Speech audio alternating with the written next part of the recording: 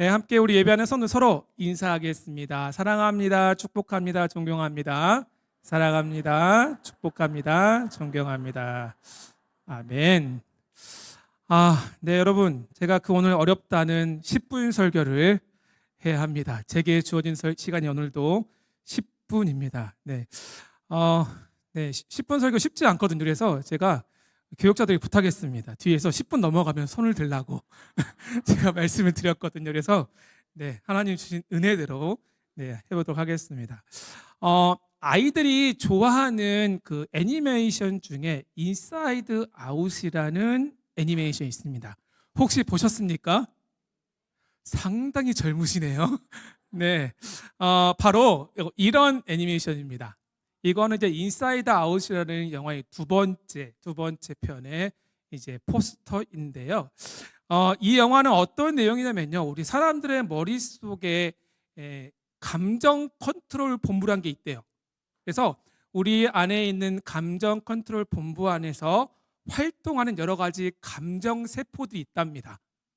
이 감정 세포들이 어떤 상황의 형편에 따라서 서로 이렇게 시시각각 변해가는 그 이야기를 다루고 있습니다.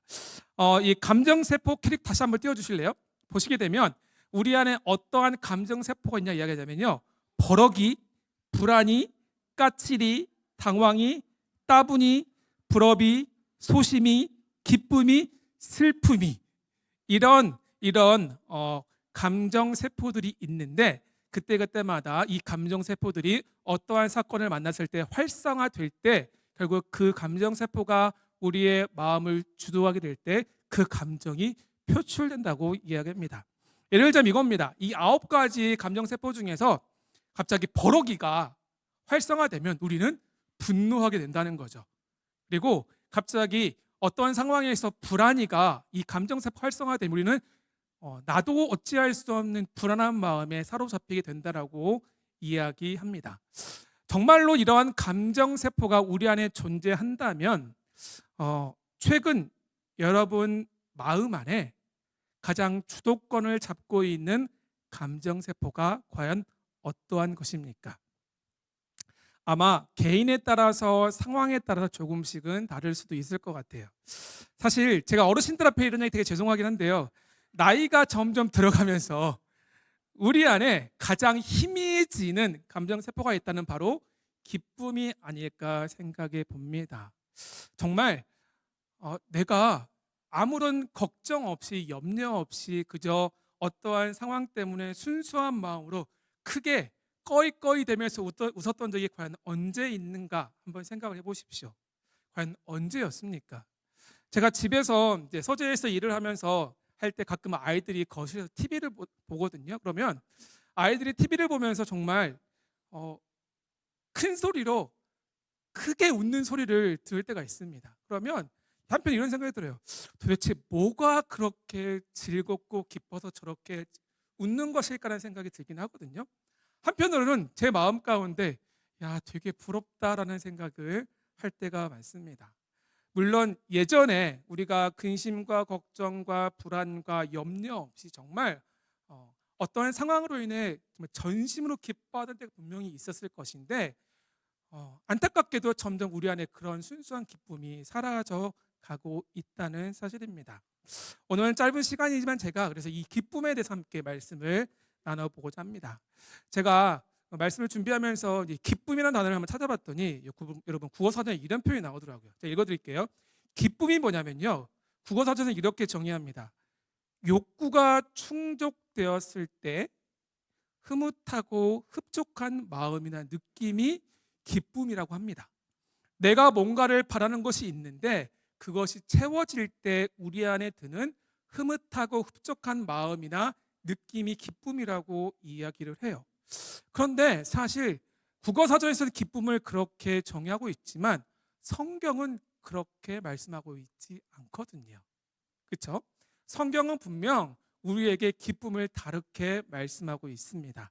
특별히 오늘 함께 읽었던 빌립보서는요, 기쁨의 서신이라고 불릴 정도로 이 기쁨에 대해서 우리에게 강조하고 계십니다. 물론 성경 전체에 보게 되면 기쁨에서 많이 말씀하고 있는데, 기뻐하라 이 말씀이 성경 전체 직접적으로 한 12번 정도 나오는데요. 자그마치 3번이나 빌립보서에 보게 되면 우리로 하여금 하나님은 기뻐하라고 말씀하고 계신다는 거죠. 사실 바울이 이 기쁨의 서신 빌립보서를 기록할 당시는 바울은 절대로 기뻐할 만한 상황이 아니었습니다. 우리가 아는 것과 같이 로마 감옥에 갇혀서 편지를 쓰고 있는 상황이었어요. 언제 도대체 그 감옥에 갇혀서 네로 황제의 칼날이 바울의 목을 칠지 모르는 그런 두려움, 위기와 절망과 염려의 상황이었지만 바울은 빌립보 교회 성도들에게 기뻐하라고 말씀하고 있다는 사실입니다. 그러면서 1장부터 쭉 보게 되면 계속해서 바울은 이 기쁨을 강조합니다. 그러면서 1절에서 말씀하고 있죠. 끝으로 마지막으로 나의 형제들아 주 안에서 기뻐하라. 너희에게 같은 말, 내가 기뻐하라고 이야기하는 것이 내게 절대로 수고가 아니고 번거로운 일이 아니며 오히려 기쁨은 너희 가운데 유익이 된다라고 말씀하고 있다는 겁니다. 그렇다면 바울은 어떠한 이유 때문에 지금 빌립보 교회 성도들에게 기뻐하라고 권면하고 있고, 과연 우리가 기뻐할 때 이 기쁨이 우리에게 어떠한 유익을 가져다 주겠습니까? 먼저 성경을 보게 되면요, 기쁨은 우리 가운데 이러한 유익을 가져다 줍니다. 우리 함께 읽어볼까요? 함께 읽겠습니다. 기쁨은 우리의 힘이다. 여러분, 기쁨은 우리의 힘인 줄 믿으시기를 바랍니다. 느헤미야 8장 10절에 이런 말씀이 함께 읽겠습니다. 여호와로 인하여 기뻐하는 것이 너희의 힘이니라. 아멘. 사실 이 말씀은 느헤미야가 성벽을 재건한 이후에 유다 백성이 수문학 광장에 모여서 함께 하나님 말씀을 들을 때 느헤미야가 했던 말씀입니다. 뭐라냐면 느헤미야는 우리가 비록 괴롭고 힘든 상황에 처해 있지만 우리가 하나님을 기뻐할 때 하나님의 우리의 힘이 되어 주신다라고 말씀하고 있습니다. 여기 나와 있는 힘이라는 단어는요, 원래는 어떤 의미가 있냐면 방파제라는 의미예요.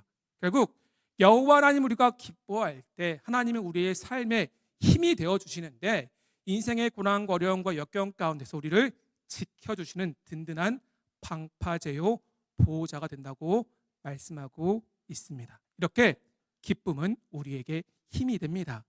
다음으로 기뻐할 때 얻는 유익은 바로 이것입니다. 우리 함께 읽어볼까요? 함께 읽겠습니다. 하나님이 함께 하신다. 스가랴 2장 10절입니다. 제가 읽어드릴게요. 시온에 따라 노래하고 기뻐하라. 이는 내가 와서 내 가운데 머물 것임이라. 아멘. 여기 보게 되면 말씀하고 있죠. 너희가 기뻐할 때 하나님께서 친히 우리 가운데 찾아오셔서 우리 가운데 머문다라고 말씀하고 계셔요. 한마디로 하나님 우리의 삶의 한복판에 찾아오셔서 우리의 삶을 붙들어 주신다라고 말씀하고 계신다는 거죠. 그렇다면 우리가 이렇게 하나님을 기뻐할 때 두 가지 유익. 첫 번째, 기쁨이 우리의 뭐가 된다고요? 힘이 된다고 말씀하셨고, 우리가 기뻐할 때 하나님 우리의 삶에 찾아오셔서 우리의 삶을 이끌어 가신다고 말씀하셨습니다. 우리가 2024년 한 해를 마무리할 때 지금 우리 교회 안에 많은 변화가 있습니다. 그리고 2025년 새해를 준비하는 이런 상황입니다. 새로운 출발과 변화 앞에 우리 안에 과연 어떤 감정세포가 지금 활성화되어 있습니까? 혹시 까칠이나 버럭은 아니시겠죠? 아니면 불안과 염려가 우리의 마음을 가득 채워가고 있습니까? 그 어떠한 감정세포보다도 우리 안에 하나님이 기쁨의 감정세포를 적극 활성화시켜 주시길 소망합니다. 우리 홍종기 원로 목사님의 지난 22년의 사역을 마무리하고 또 지난 22년 동안 하나님께서 우리 교회 가운데 행하셨던 그 큰일과 은혜에 감사하면서 우리가 먼저 우리 가운데 감사에 근거한 기쁨이 있었으면 좋겠습니다. 지나온 모든 일이 하나님의 은혜였고 하나님이 우리 가운데 베푸신 그 은혜로 인해서 감사하시고 그 감사의 근거에 하나님을 기뻐하는 우리 모두기를 소망합니다. 또 우리 천동호 목사님, 하나님께서 우리 교회 가운데 천동호 목사님을 담임 목사님으로 보내주셨습니다. 그리고 하나님은 이제 우리 천동호 목사님을 통해서 우리 교회 가운데 새 일과 하나님의 역사를 분명히 이루어 가실 줄 믿습니다. 그렇다면 그런 믿음과 우리가 소망에 근거한 기쁨이 우리 가운데 있기를 소망합니다. 또 오늘 특별히 귀한 손님들 보내주셨습니다. 라파엘 코러스 보내주셨는데요. 오늘 우리 함께 찬양을 통해서 하나님이 라파엘 코러스를 통해 우리 가운데 찬양을 선물해 주시고 우리가 이 찬양을 통해서 찬양에 근거한 기쁨이 우리 가운데 더해질 줄 믿습니다. 그럴 때 하나님이 우리 교회 가운데 감사에 근거한 기쁨과 소망에 근거한 기쁨과 찬양에 근거한 기쁨을 통해서 우리 성남 제1교회 안에 2025년에도 하나님의 큰 일과 세일을 마음껏 이뤄가실 것을 믿습니다. 이것을 기대하는 마음으로 우리 모두 하나님을 전심으로 기뻐할 수 있길 진심으로 소망합니다. 우리 함께 이렇게 서로 인사하겠습니다. 3번 인사하겠습니다. 이렇게 인사합니다. 감사로 기뻐합시다. 인사하겠습니다. 감사로 한 번 더 인사하겠습니다. 소망으로 기뻐합시다. 소망으로 기뻐합시다. 마지막 인사합니다. 찬양으로 기뻐합시다. 찬양으로 기뻐합시다. 아멘. 기도하겠습니다. 살아계신 하나님 아버지, 우리 성남 제1교회를 사랑하셔서 달려온 지난 50년 동안 하나님께서 행하신 그 일에 감사하고 앞으로 달려갈 50년 동안 하나님 행하실 큰일과 새일을 기대하게 하시니 감사합니다. 하나님, 한 해를 마무리하고 변화의 이 시기에 우리 안에 여러 가지 복잡한 감정이 뒤섞여 있지만 그 모든 감정을 던져버리고 하나님 앞으로 달려가오니 우리를 받아주시옵소서. 하나님, 주님을 한 마음으로 기뻐하기를 원합니다. 주께서 우리의 힘이 되어주시고 우리 인생 여정을 친히 인도하여 주옵소서. 우리 안에 감사에 근거한 기쁨과 소망에 근거한 기쁨과 찬양에 근거한 기쁨을 회복시켜 주셔서 우리 성남 제1교회가 기쁨 안에서 함께 일어나 주님의 영광을 위해 달려가는 복된 교회가 되게 하여 주옵소서. 감사드리며 존귀하신 예수님의 이름으로 기도합니다. 아멘.